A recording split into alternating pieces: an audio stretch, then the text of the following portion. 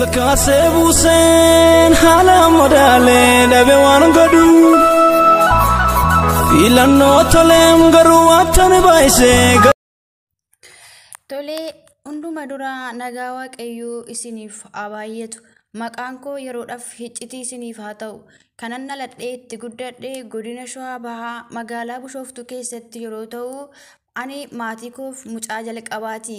Maatiin koo baay'ee na jaallatu anis baay'een jaalladha. Egaa maatiin koo akkuma umuriin koo mana barumsaatiif naga'een mana barumsaa nagarshanii manni barumsaas naannoo keenyatti baay'ee dhiyaata waan ta'eef miilumaan hin deemee baradhee gala. Osuman kanaan jiru barumsa koo haaluma gaariin osoo hin baradhu kutaa 5 yeroon ga'u hiriyaa dhiiraa nan qabadhe. Hiriyaan dhiiraa kunis ani barbaadee osoo hin ta'in inni na caqacaqee yookiin immoo na jeeqee mana barumsaa akkan itti deemu gaafa na dhorku yoon ishii jedhee fi na dhiisa jedheetu tole jedhee gaafii jaalalasaa nan fudhadhe. Osuman kanaan jiru natti siquu jalqabe anis baay'ee isatti siquu nan jalqabe. Innis baay'ee maqaa koo na waamuudhaan akka na jaalatu naaf ibsa ture. Anis dhuguma na jaallata jedhee anis jaalala koo isaaf nan ibse.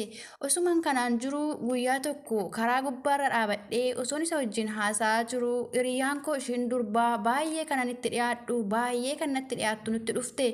Anis baay'ee ishii yeella'uudhaan isa dhiisee nan sokke.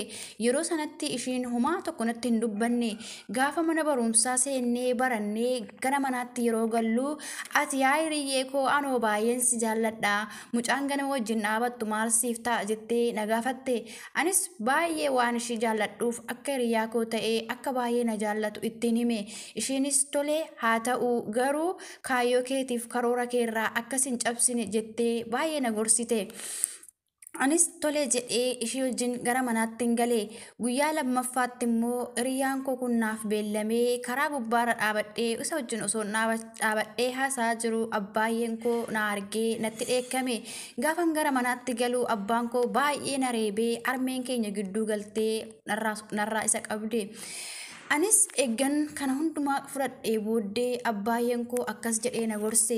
Ilaa yaa mucaa koo ati anaaf ija duraati baay'ee waan si jaalladhuu fi dhiira wajjin hin dhaabbatin ammatti sadarkaa jaalalaarra hin geenye waan ta'eef jedhee abbaayyeen koo na gorse.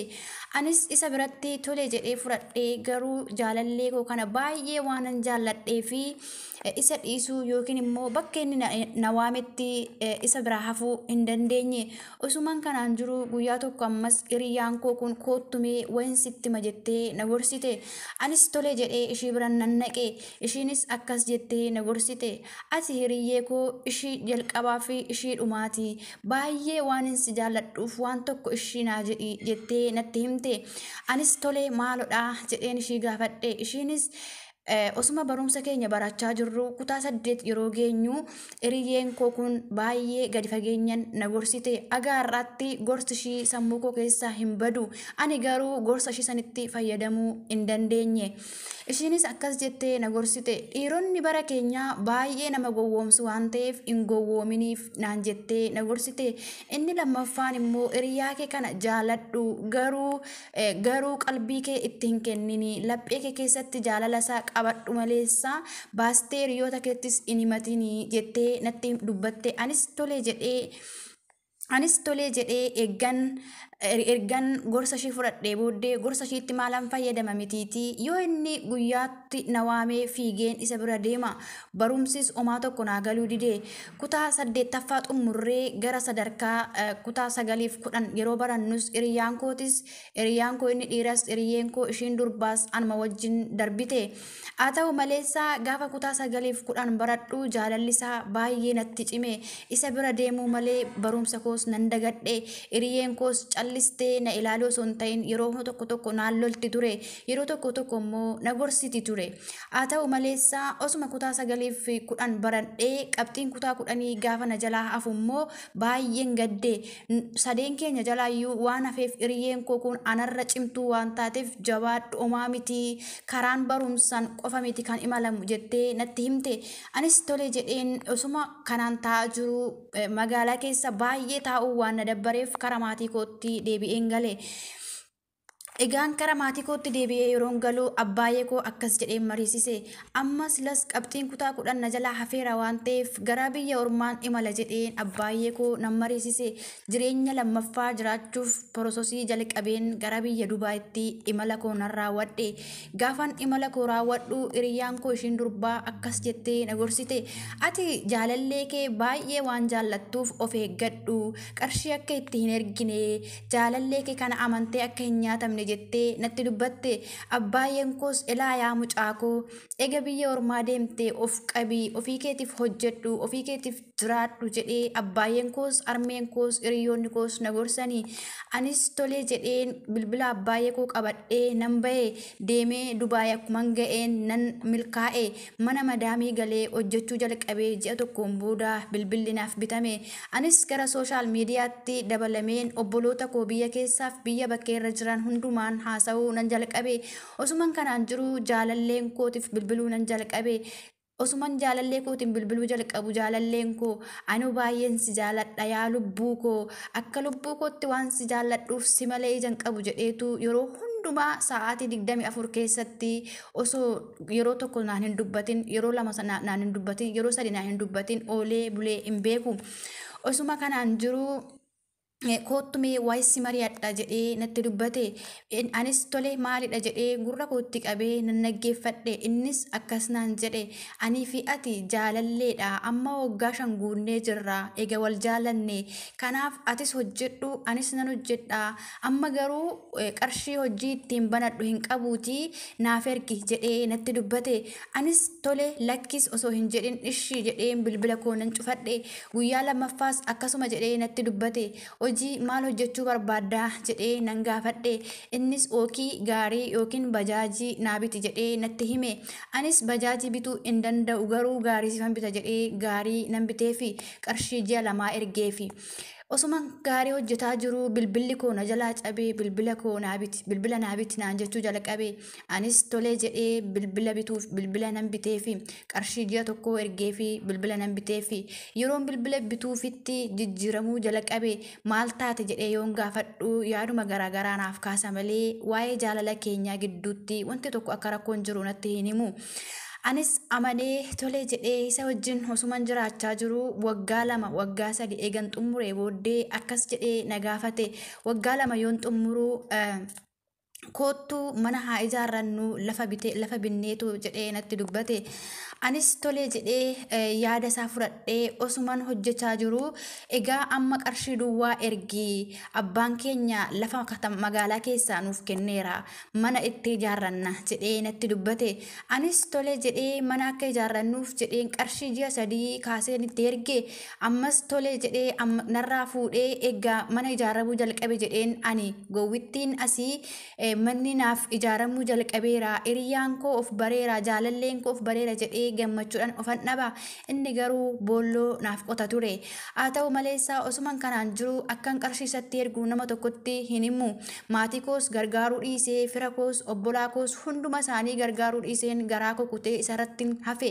Osuman kanaan jiru qarshii waggaa 3 guutummaa isaa ittiin erge. Osuman kanaan jiru mee guyyaa tokko immoo mee mana ijaarte sana suuraa kaasii naa ergi gaafan jedhuun mana gimmaasha dhoqqeedhaan laxxafame tokko kaasee natti erge.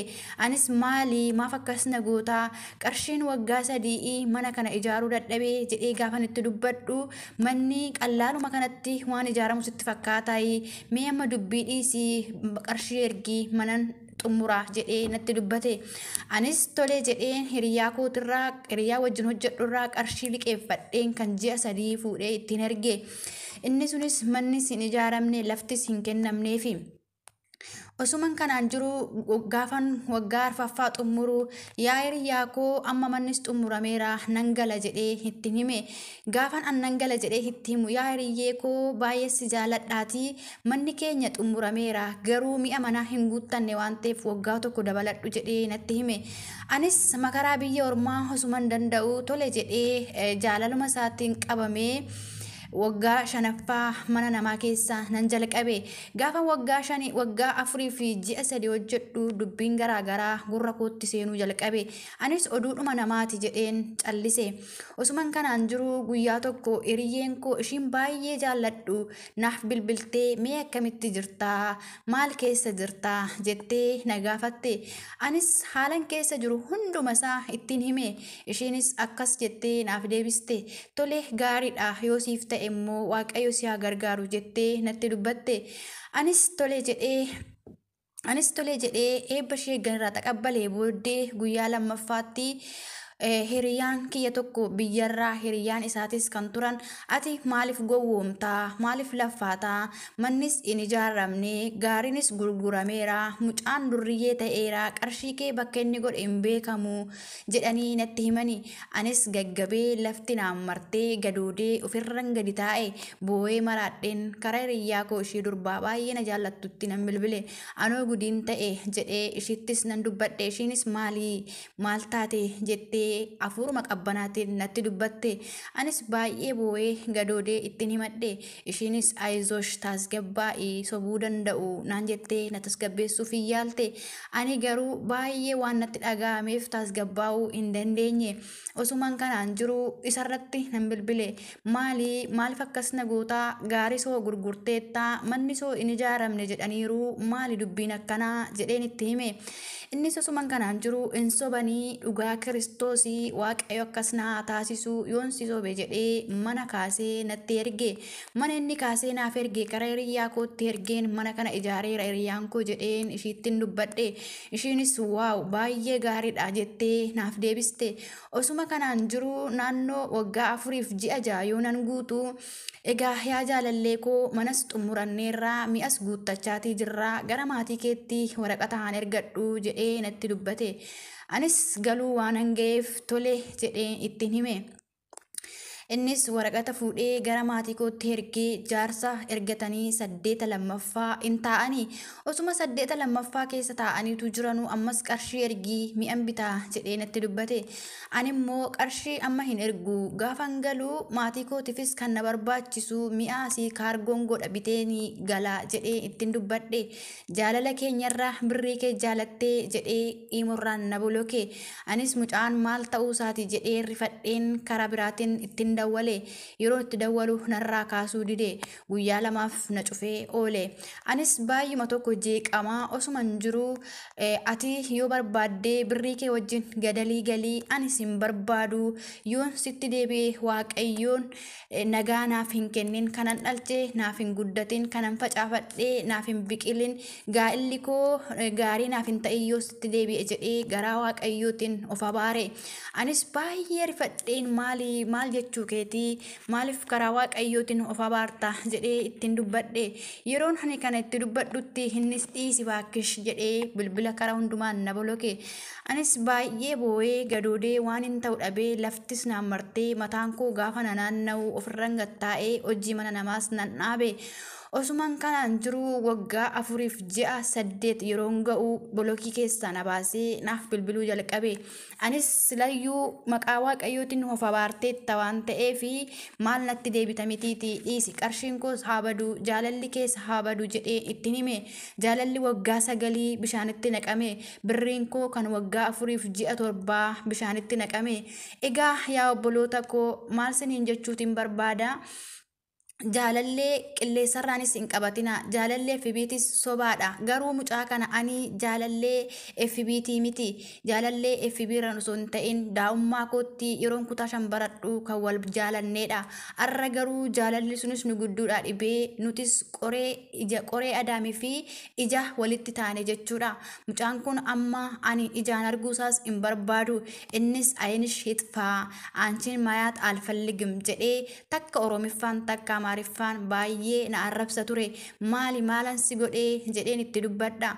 Ammas garaan jaalalaa waan irraa na cituu dideef mee akkuma obboleessatti koottu naan dubbadhu gaafan jedhuun ከአንቺ ጋር ማውራት አልፈልግም አንቺ ሰው አይደለሽም ባለጌ ነሽ ጀዴ ስልኬን irratti cufa ani bilginnaa koos hin argine garraamummaa koo fi baay'ee isa jaalachuu kootu allayyaatti nagate egaa yaa obboloota koo humna kootti hin hafne qarshii kootti hin hafne jaalala isaatti hin hafne maatii kootti hin hafne hiriyoota kootti hin hafne baay'ee boo'een keessa kootti miidhamee jeeqamee biyya ormaa keessa mankaraaraa jira egaa yaa obboloota koo mee iddoo kanatti amma koomentii isin naaf barreessitan ilaalee akkan jajjabaadhuuf yaada jajjabinaa naaf barreessaa isiniin jechuutiin jaalladhaani obboleettiin keessan Dubaayii irraa egaa yaa obboloota koo isin immoo seenaa kanarraa baradhaa isiniin jedha seenaan kun seenaa dhugaati malee seenaa sobaati miti hiriyyaan koo ishiin baay'ee jaalladhuuf ishiin baay'ee mararsiifadhu